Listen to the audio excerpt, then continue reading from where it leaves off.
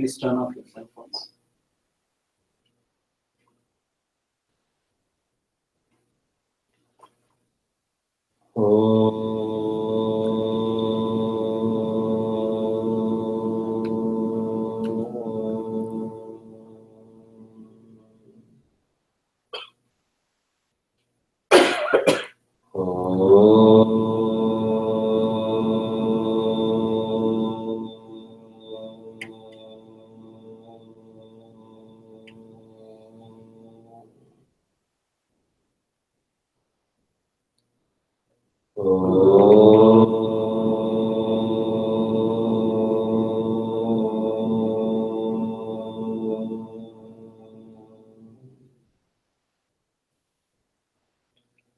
Om Sahana Bhavatu Sahanau Bhunaktu Sahaviryam Karavavahai Tejasvinavadhitamastu ma vidvishavahai.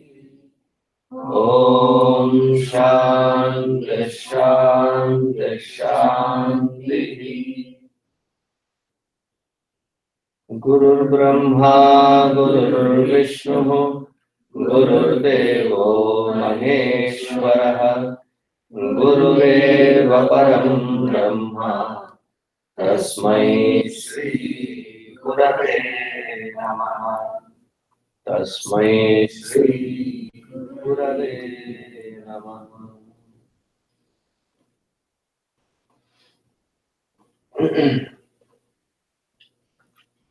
Repeat after me.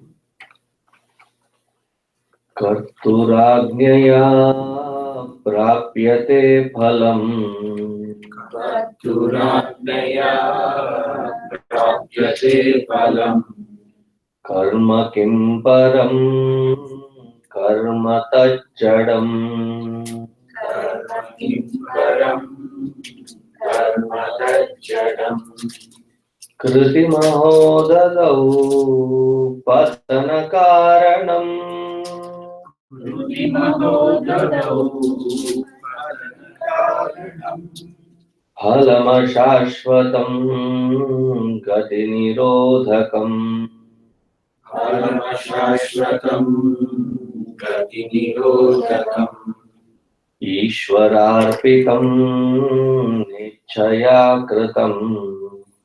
Ishwararpitam nichaya kritam.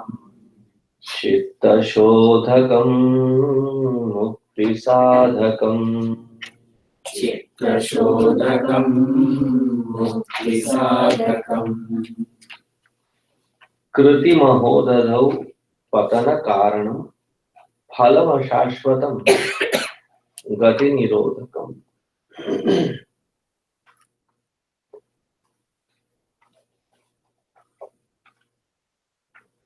The field of constant interaction with the outside world as action, as karma, we saw that it was inevitable.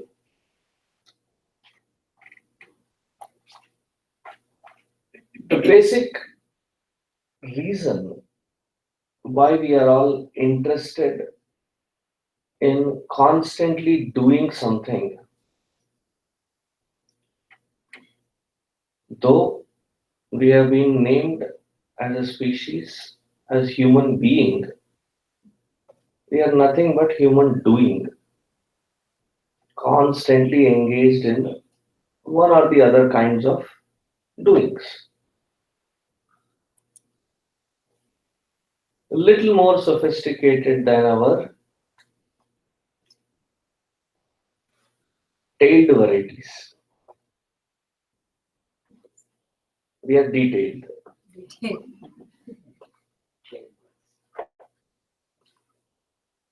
But nonetheless, both varieties are busy doing something or the other, meaningful or meaningless. But there is a basic reason why we do what we do. So, in this perspective, we can feel good that we are all busy being innovative scientists. What does a scientist do?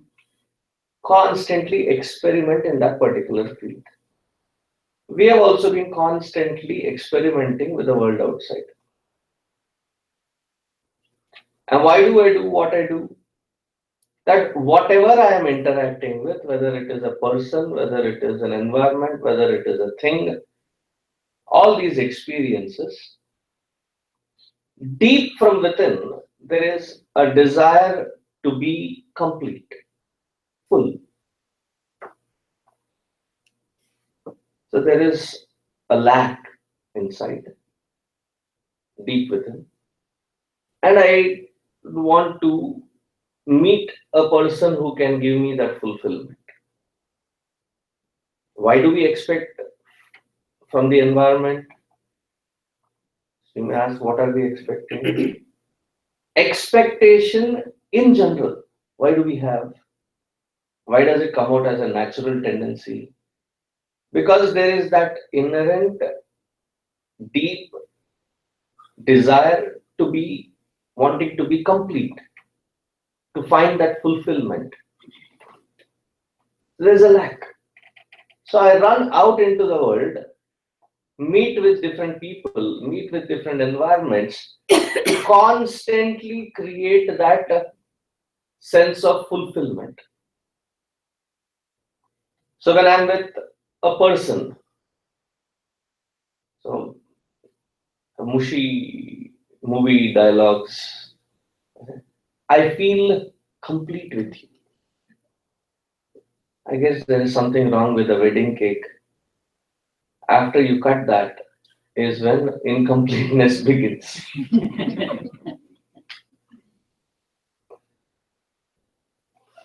Constantly. We try different houses, different environments, different people, different jobs. Even the jobs we say, even the jobs we say that I don't know, I don't feel that, and I'm searching for that. So in this constant search, we don't do a clean job of experiment. That with every experiment there is a chapter opened and it is never closed. There is no closure to it. We may have heard the word Bhavasagara, Bhavasamudra, Bhavasamudra, Sukhada Nava, Eka Ramana. Even in bhajans and other places we hear. What does this Bhavasagara mean? Bhu means to be. Bhava is to become. Instead of just being, we constantly love to become.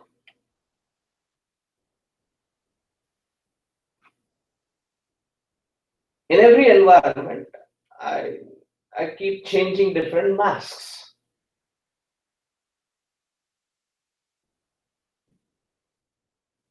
And I have been changing so many masks that this becoming has become like an ocean. It reminds me of the story of Gulliver. Gulliver, how do you pronounce it? Gulliver. You got it. That's what matters. In his travels, his ship gets wrecked. Luckily, he is thrown ashore and he is trying to wake up. He's trying to pull himself up. He thinks he's dreaming because there are these small little beings, look like human beings, but they're all over the place like ants. And they're having these small strings running all over him. Strings don't look that strong, but there are so many of these strings all around him that he is not able to get up. We are also like that. We string ourselves up, strings of attachments, strings of expectations. And wherever these attachments and expectations are set, Kriti Mahodadau Patana Karanam. Wherever we have set ourselves with appointment with all these expectations, what do we get in return? Huge packages of disappointments. We even use that as a good psychological arm twisting technique. You disappoint. And the moment somebody says you, the other fellow feels really, lowered. Recently, the sixth grade, we have ladder of fall in Balavihar syllabus. I don't know which grade you teach here. So the ladder of fall, which comes in Bhagavad Gita. Thank you. Dhyayato Vishayan Pumsaha Sangasteshu Pajayate, that you start unhealthy pattern of thinking and it creates a desire creates an attachment creates anger and frustration. If it is fulfilled, it creates the desire to have more and more. If it doesn't get fulfilled, then anger leads to frustration, and in that frustration we lose track of our control of balance within, and then you tend to fall. So this was taught. I happened to go to that sixth grade, and I said, if anybody is frustrated, it is not because of the outside world, it is because of your own. And I was harping more on that own self-created. Immediately the next week, I had about a dozen emails from the parents. Swamiji, what are you teaching our kids in Balavihar? So what happened? So these kids, when their parents get frustrated with them, like simple things that you have to put your used towel in a proper place, clothes in a proper place, your books in a proper place, and that frustration is shown. These kids give their parents their piece of saying, I am a competitor for myself.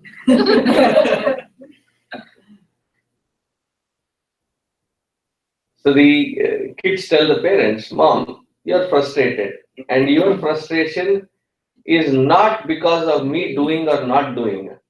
It is your own trap that you are setting for yourself because of your expectations, and I'm not liable for your expectations.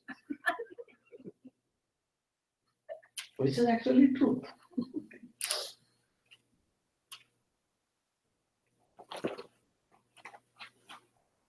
If we can interact without that, it will be much more peaceful.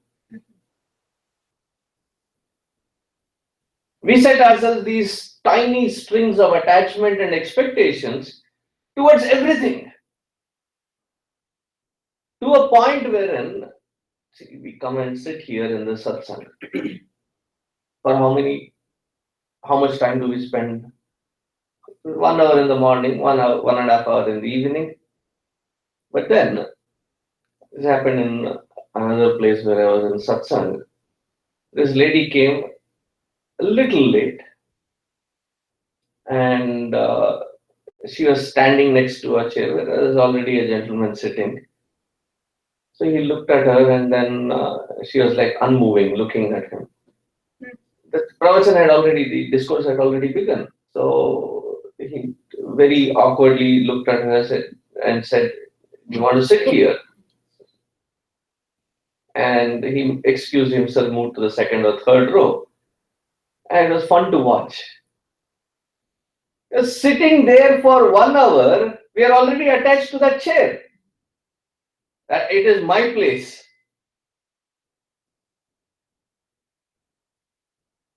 Sitting there, that has become my space, my environment, and I'm attached to it. Imagine in the most sattvic environment, if the attachment is of this order, unconsciously as we are living,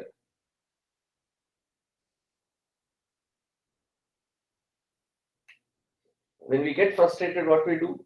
We think the best thing that we can afford to do is drop that environment, drop that interaction, and run away from it. Already frustrated, therefore trying to run away.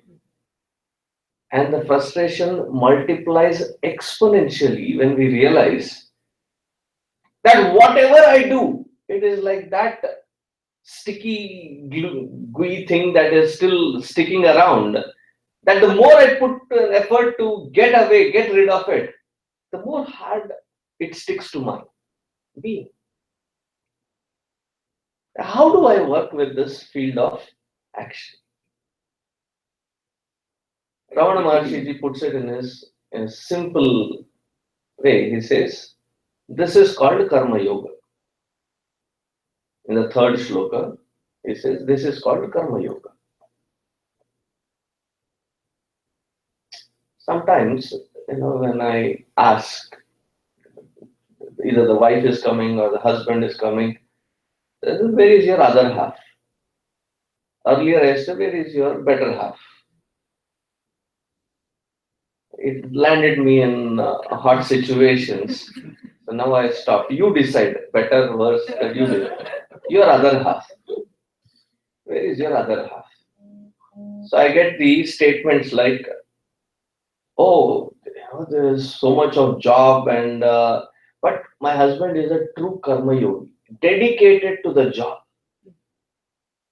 Just because you are a workaholic, it doesn't make you a karma yogi. Stop branding unnecessarily. It is not worth the name of being a karma yogi. Who is a karma yogi? The following shloka explains it.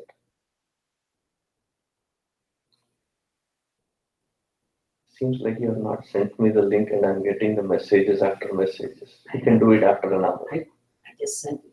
Okay. I'm getting, it is popping. That's why I went into the other.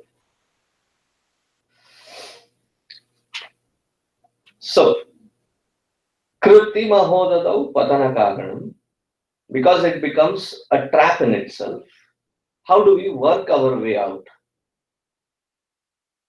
Ishwararpitam Nechaya Krutam Chitta Shodhakam Muktikarakam. Step 1. Ishwararpitam. Dedicate every single action, movement of our life to Bhagavan, to Ishvara. Whichever form that you can think of that Bhagavan to be, the Lord of your heart. It can be Rama, Shiva, Vishnu, Devi, Kartikeya, Ganesha, Guru, whichever form. Dedicate. So this act to dedicate is a very difficult concept to understand. You all listen to radio, music radio. Often I find it amusing when they have these shows where you can call in and dedicate a song or two to your friend, to your loved ones. Usually they're, in terms of celebrating a birthday, celebrating an anniversary. This is our 15th anniversary and I want to dedicate this to my wife, and the name, and you've heard such things, right? I keep wondering, what do they mean when they say I want to dedicate this to my loved ones? It's a very strange concept. I can fathom, I can understand if I have done something, I have prepared something, I have manufactured something, or I have created something and I take it to the loved one and say that here you go. I have made this for you, I dedicate it for you. Now this song, you have not written the lyrics, you have not composed it, you have not sung it, you have not arranged it, you have not marketed it, but yet we have the audacity to take that and say, I dedicate it to my loved one.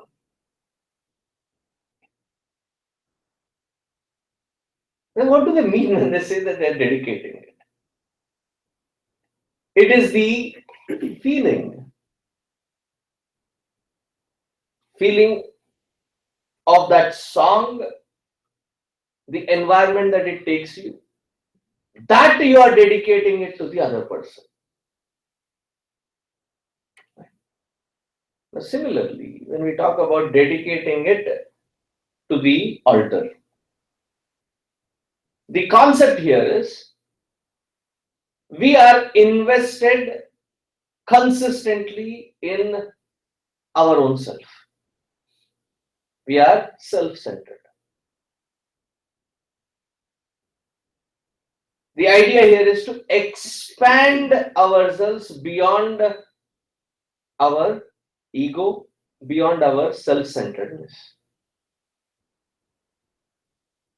The higher the dedication, deeper is the satisfaction. When somebody is into a research field, they dedicated their life. In fact, we even hear they devoted their life to the field of science, to the field of research. If somebody has dedicated themselves to the cause of a nation, we call them as a Desha Bhakta. That is called Bhakti. Not to your own self-centeredness, but something higher, something bigger. The highest altar that we can offer is to the altar of Supreme. Ishwar Arpitam. However you define that Supreme to be, whoever it is, whichever form, doesn't matter. But it is not for my own ego and appeasement, but it is for that higher self, Paramatma. Ishwar Arpitam. Nechaya Kritam. Nechaya Kritam, doing it without desire, desirelessly. Meaning what? Without having unnecessary expectations. Since many of you here are parents, you would immediately associate with this example. Do we have expectations with our children? Then it becomes a very confusing factor. You say we shouldn't expect, desireless. But how can I be a parent without expecting? There are two kinds of expectations. One is that kind of an expectation which is ushering the child, my own child, to a better state of being by constantly showing them a process of improvement. You have done this so far, good, but you can do better. I expect you to do better. Whether it is in music or in studies or in sports or in behavior. Now, this expectation is for their betterment. This expectation is valid. If you don't set that expectation, then we have failed as a parent.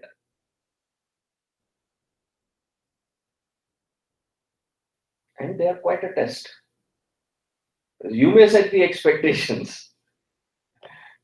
Do they have to comply? No. And in your utter sheer frustration, you may end up finding yourself screaming at them. How many times do I have to tell you this? How many other times you may tell? whenever it clicks in there. When does it click? When they have an environment for themselves to set their roots,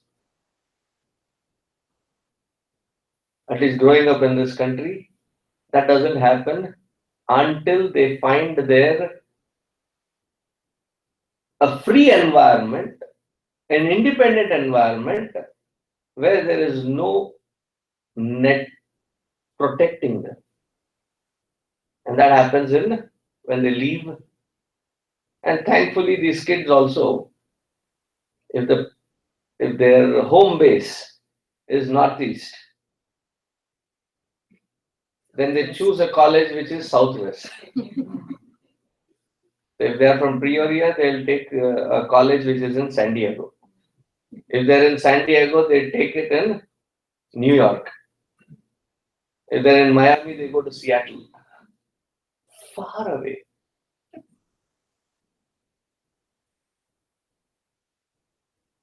Do they? It's just an observation. But until they reach to that independent stage, there is no necessity for them to experiment with it. See, growing up in India, we had to put this into practice quite early. I remember when I was about 7, 8 years old that I had to catch 2 buses to reach to school. There was no school bus system. And there were enough reasons of strike or rain or buses not available. Then you have to think on your feet. You have to evaluate a lot of things. You're growing up in a sterile environment wherein you cannot even leave your child alone at home until they're what, 12 or 13? Yes. And you have to keep driving them. You are the most sophisticated chauffeur. You have to keep driving them until they are what, 17? And by 18, they're gone. So until then, why is there even a necessity for them to experiment? Because everything is taken care of. So you have to set that expectation constantly without getting frustrated. The second set of expectations is when I use their accomplishments for my ego gratification. So that I can have them and their accomplishments as a trophy to display. That kind of expectation is where we fail as parents. You understand? 2 different kinds of expectations. Ishwararpitam nechaya kritam. Do it without the second kind of expectation. Even in this classroom environment, I have set some expectations. First expectation, be here. If the class is at 6:30, be here by 6:25. And once you are in the classroom, make sure you have a book. Third, turn your cell phones off. So there are some smart Alex when they come, Swamiji, you just said you should not expect. Why are you expecting these things from us? This is so that you can understand that very concept clearly. Ishwararpitam nechayakritam. The field of karma, the next statement is more important. The field of karma is not to be chosen because I like something or because I don't like something. That is how we gear ourselves in the field of responsibilities. But I don't like it.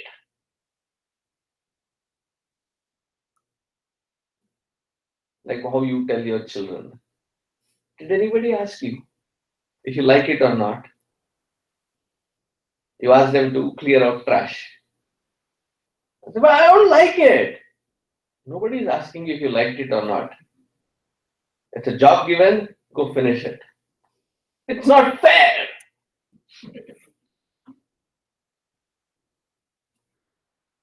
You're cruel. How many of you have heard, inevitable, but how many of you have heard your kid scream at you, say, I hate you? You're doing a good job. Don't get disappointed. This mother came with a really disturbed face. She says, Swamiji, my children are, they're saying that they hate me and it is troubling me a lot.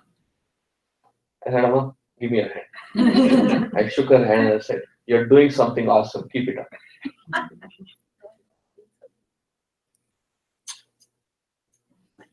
They're already grown up.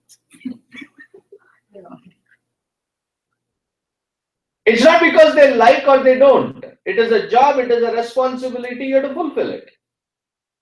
In fact, the field of responsibility has to be fulfilled so that I grow out of my likes and dislikes.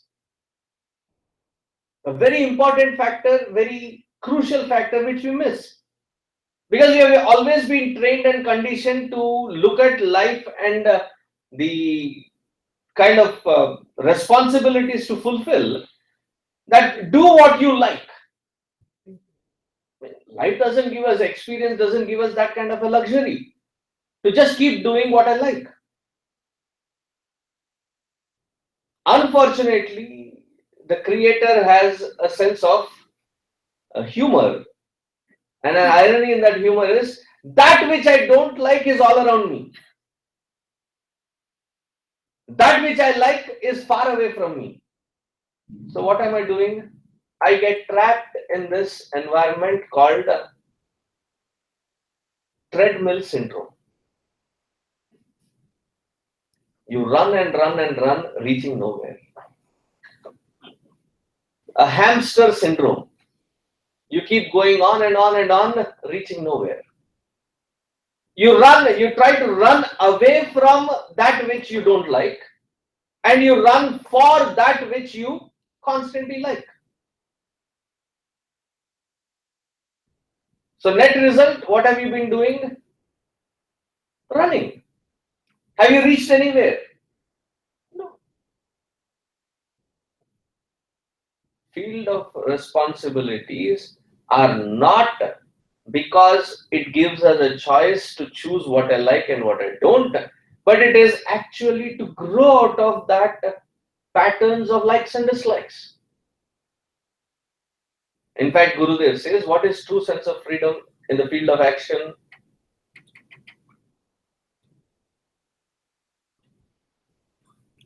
To not do what I feel like is called freedom, he says. It's a very confusing statement the first few times I read it. What does he mean? The field of responsibility should not be viewed through the lenses of likes and dislikes. Is it my responsibility? If it is my responsibility, I got to fulfill it. And by diligently fulfilling it, it gives me the capacity to grow out of my likes and dislikes. If I'm still trapped in my own likes and dislikes, I would not have an opportunity to find peace within. What disturbs my peace? Seldom it is the outside world. It is my own likes and dislikes which create restlessness within. I have a certain way to do things. And when I see someone else do something, not like that,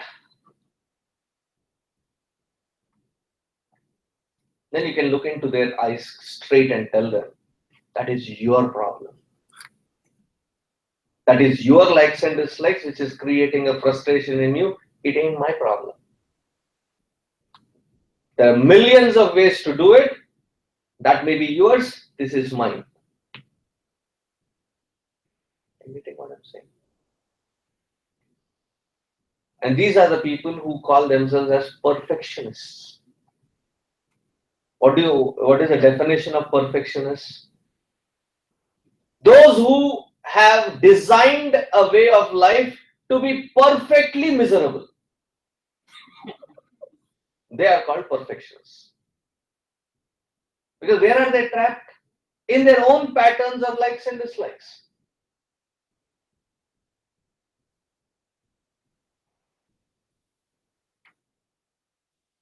In fact, the field of responsibility is in such a way that it helps me, if I use it, to grow out of my patterns of likes and dislikes.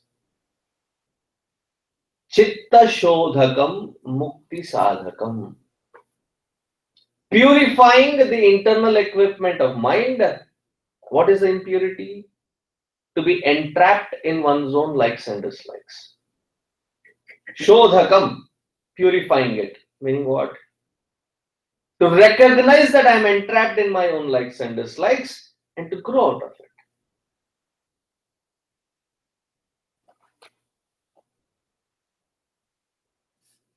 Everything is ordained because of my patterns of likes and dislikes. Every Saturday we have a chick class, Yuva Kendra class.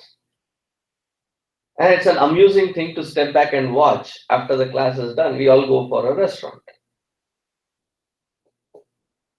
They keep discussing which cuisine, which restaurant to go.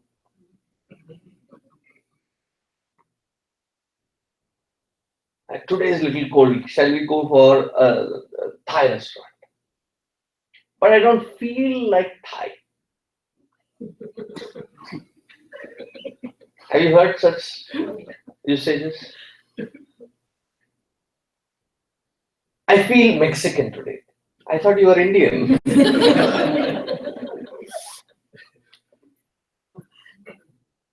Our whole field of experiences are ordained by our feeling of what I like and what I don't like. The sooner we get over them, the more at peace we are within ourselves.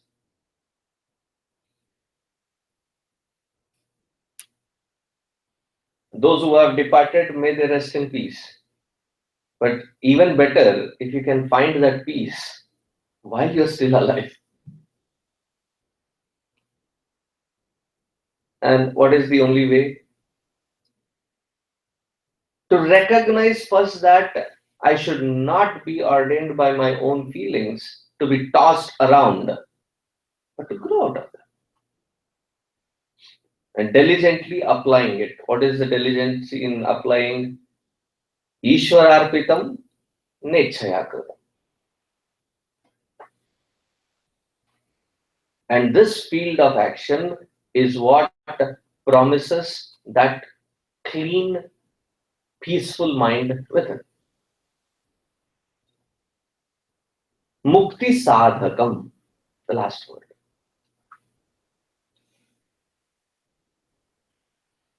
Through the field of actions, and what I'm going to say is very blunt, so I've given you a heads up. Through the field of actions, we cannot, will not, shall not find happiness.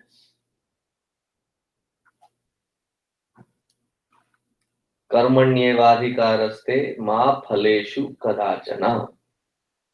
That which we are anticipating through karma can never be found, kadachana. What are we anticipating?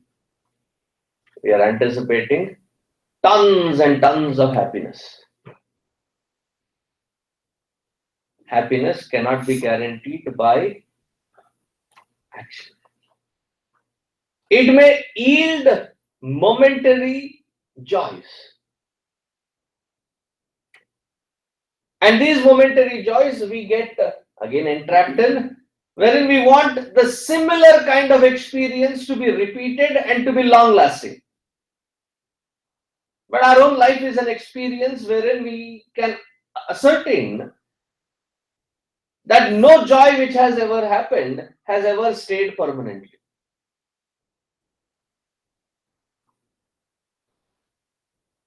A lover and beloved. Honey, I cannot live without you. You are the joy of my life. This is soon after marriage. That, what do they call it? Honeymoon period. It depends person to person. 3 weeks, 3 months, 3 years, or even less than that. And then the same person, give me my space.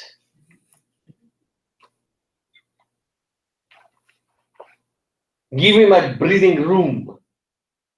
Don't breathe down on my neck. Back off.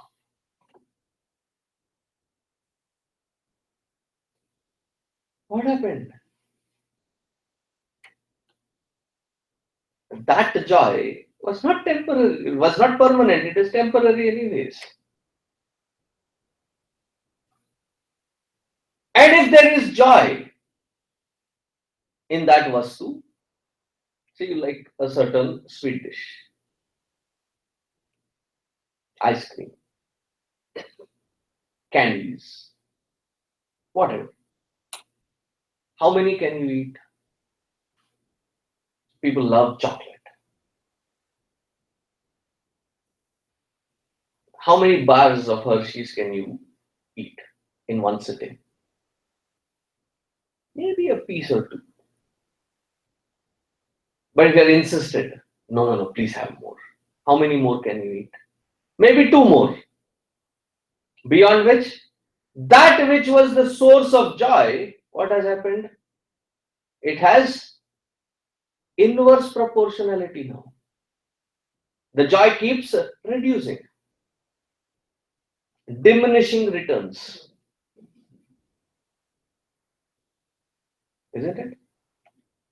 To a point wherein the same thing which has given me initial joy now is, I get disgusted by it.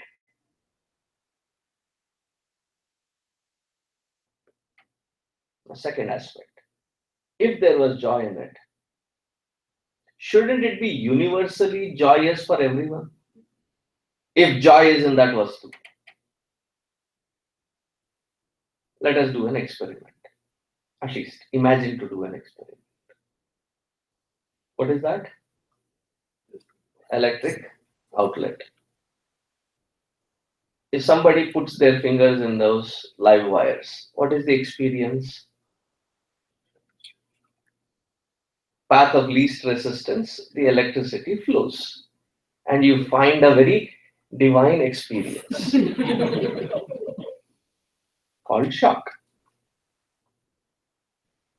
Why is it that everybody experiences it? Because it is the nature of electricity to find a path of least resistance.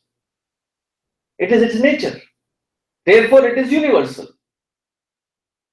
Knowledgeable one, ignorant one, conscious one, unconscious one, for everyone, it is the same effect. Well, with the world of objects, to expect joy, for each one it is different. In the morning, we need that cup of coffee. Even as I am just waking up and brushing my teeth, my mind has already started screaming, coffee, coffee, coffee. And you rush downstairs, you pour yourself a cup of coffee, you hold that warm glass in your hand, and you are.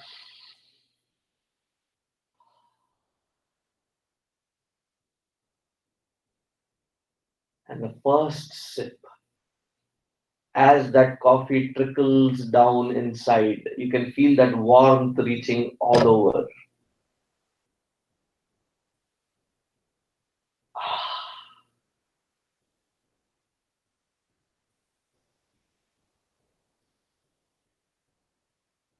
And there are some who, even if they drink a diluted version of it. It makes them jittery.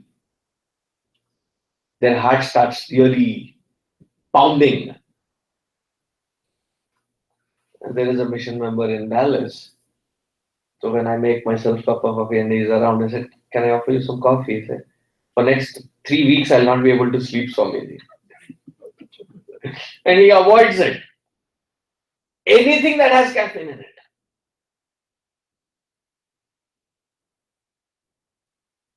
For some, it is joy.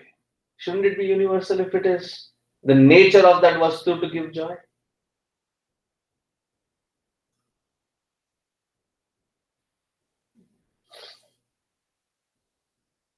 So the field of actions, interaction with the outside world cannot, will not, shall not give happiness.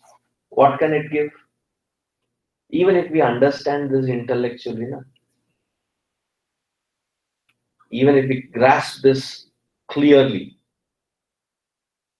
we have reduced our own frustrations and the burdens caused because of it by 95%. Because I know clearly that nothing from the outside I can set myself up anticipating joy or happiness. Because it does not have in it as nature to give me happiness. The field of action is meant for that understanding. Chitta Shodhakam, Mukti Sadhakam. Now continuing.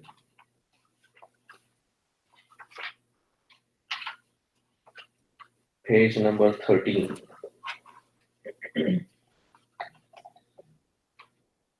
Kayavangmana Karyamuttamam कार्यमुत्तमम् Pujanam Japaschintanam Kramat पूजनं जपश्चिन्तनं क्रमात्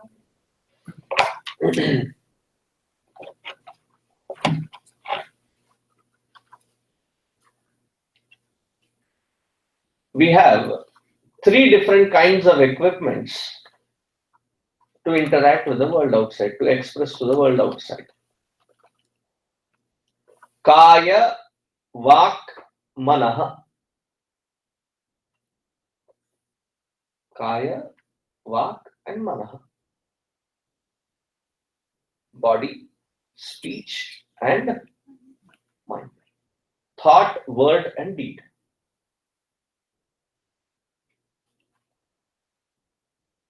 Kaya, Vang, Manaha, Karyam Uttamam. Gradually, Kaya, Vak, Manaha, one is subtler than the other. Actions are good, which we have just discussed. Subtler than that is at the level of speech. Subtler than speech is at the level of mind. Therefore, Pujanam Japaha Chintanam Kramat.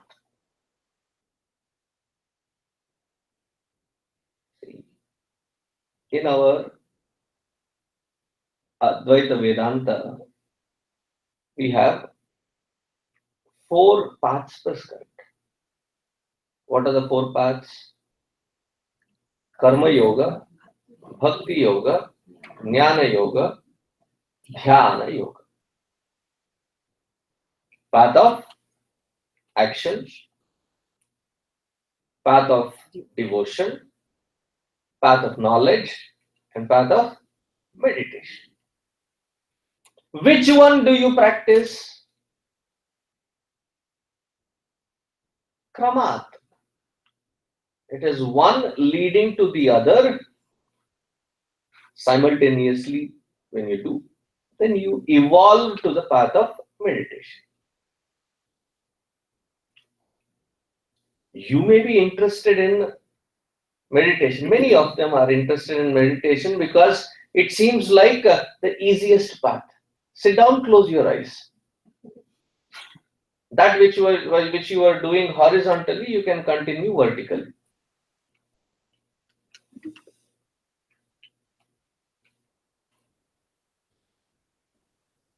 Kaya Vang Manaha Karyam Uttamam. So at the physical level, Kaya, how does one purify? Path of action. At the level of mind, how do you purify? Path of devotion. The level of intellect, how does one purify? Path of jnana, knowledge. Once this purification has happened, then sit on the seat of meditation. You can glide into meditation. How does one prep for it? At a physical level, pujanam, performing puja, worship. At the speech, japa. At the level of the intellect, it is chintanam, contemplation. So karma we have already seen. The moment that karma is offered to Ishvara, it becomes worship. It becomes bhakti.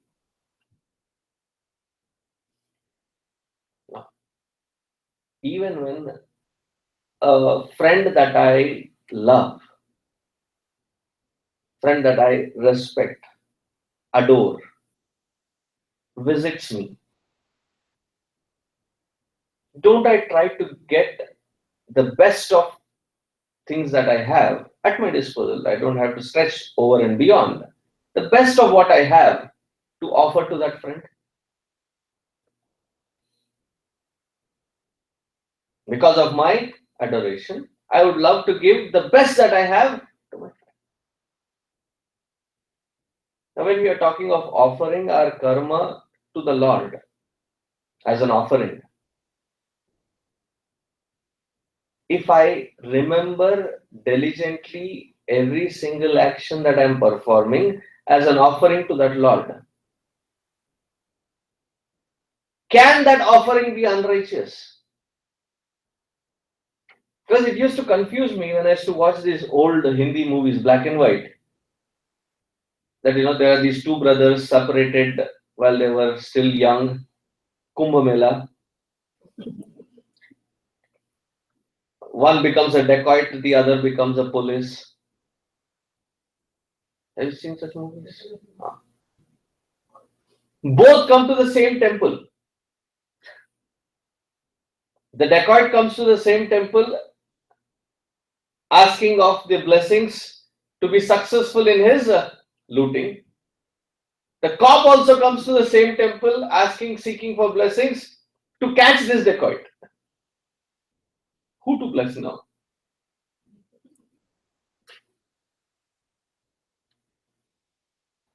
If I truly love that Lord, can my actions be unrighteous?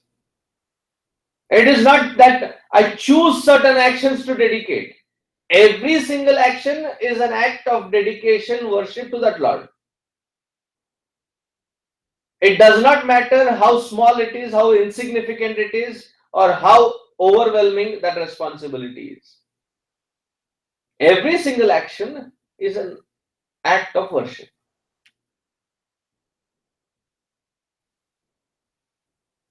See, that is what we learned from Gurudev.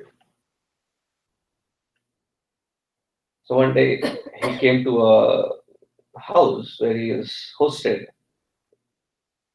and he said, "Amma, where is my puja saman?" And we were standing there, we were a little confused. We never saw Gurudev do a physical puja. So immediately she brought a tray. It had envelopes, it had stack of paper, pens,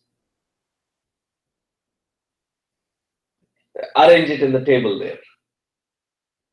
He said, even responding to the devotees with enquiries of various kinds, he said that also is an act of worship.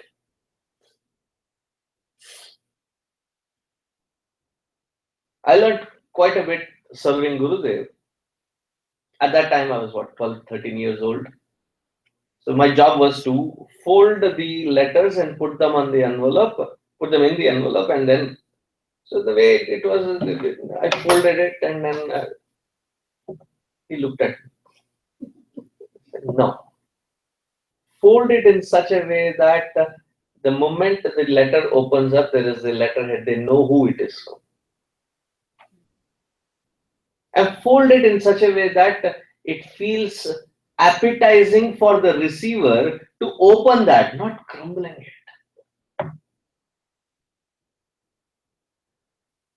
And then I put it in the envelope. And what do we do normally? I did the same thing.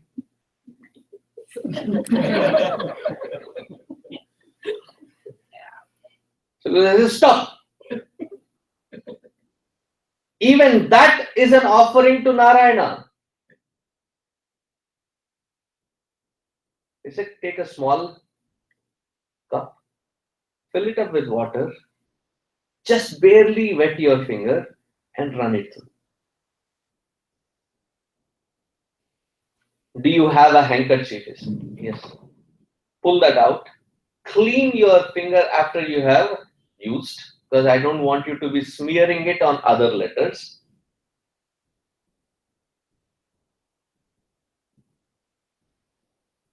Because even that, while I was busy doing this, there was one letter that he didn't like what he wrote, or it was, what would we do with the discarded letter? Crumble it and throw it out. But instead, he folds that also meticulously and then tears it as if he was a human paper shredder and then drops it into the trash can. It has served Narayana, so it has to be respectfully discarded. Even that discarding was an act of dedication, worship, puja. Then japa. What is japa? A simple way to explain is to take a mantra and to be repeating it consistently to maintain that same thought repeated over a period of time. It is not a competition or a marathon to finish a certain count under a certain time. Otherwise, we see people doing japa, Om Namah Shivaya, Om Namah Shivaya, Om Namah Shivaya, Om Namah Shivaya, Om Namah Shivaya, Om Namah Shivaya. They have a japamala and they're like constantly running through. There's this person who was having a japamala, and it is a very unusual position that he was holding it in.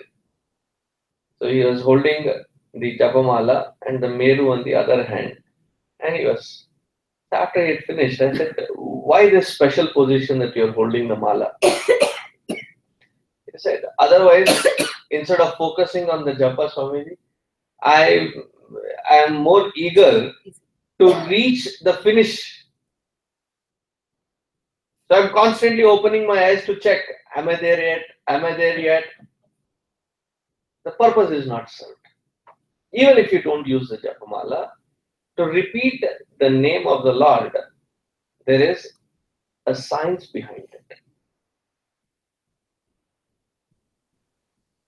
First, one has to find an environment sanctified, conducive enough to sit in solitude and do japa. Then, sit in a comfortable posture. Find an asana that you can sit in a comfortable posture. Then, find a position which is non-disturbing. That after you're done, when you want to get up, your legs have not become numb, You don't end up getting up with a cat somewhere because you were in an awkward position. So find a comfortable posture. And then, with your head, neck, and back straight, eyes gently closed so that the outside ambience doesn't become a disturbance. Focus on your breathing. Inhale and exhale. Now let's do this experiment. Can you all say Hari Om? Hari Om. Hari Hari Om. Good. With the same distinct clarity of how you have pronounced, can you say Hari Om while breathing in?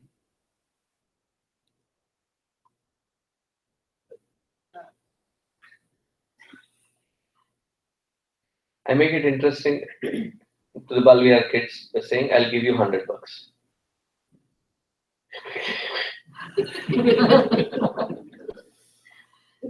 The way our voice box or larynx works is we make cognizable sounds when the air is coming out through that, and we modulate it to make cognizable sounds. So sit straight, your lungs have maximum capacity. Breathe in completely, and while breathing out, chant that mantra. As you breathe out, make sure that that mantra lasts as long as that breath. Like you breathe in, Om Namah Shivaya, or whatever be the mantra. You may have wondered that when we start, my Oms are a little long. Oh, when are you going to stop? I'm synchronizing it with my breathing. Exhalation. What happens?